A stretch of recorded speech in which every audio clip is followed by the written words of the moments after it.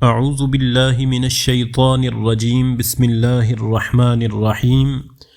اللہم صلی علی سیدنا و مولانا محمد النبی الامی وعلی آلہ و اصحابہ اجمعین۔ معزز و محتشم سامعین گرامی، اللہ تبارک و تعالی نے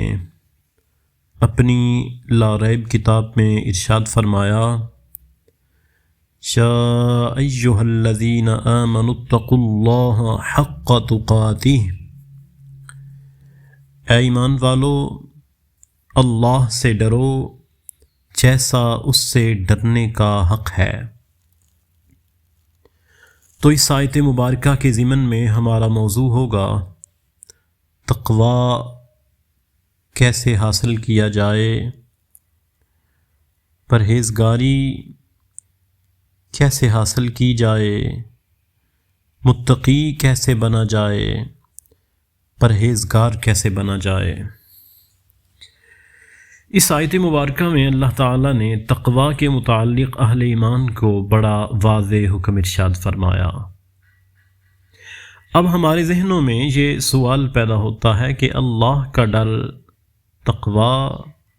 اور اس ڈر پر استقامت کیسے حاصل کی جائے؟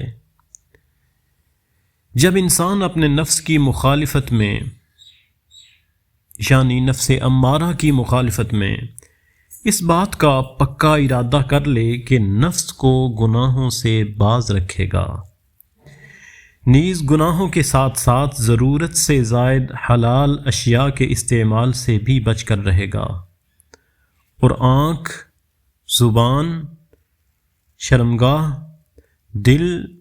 الغرض تمام اعضاء کے معاملے میں اللہ تعالیٰ سے ڈرے گا، تو انشاءاللہ اسے وہ تقوی حاصل ہو جائے گا جس کا اہل ایمان سے مطالبہ کیا گیا ہے۔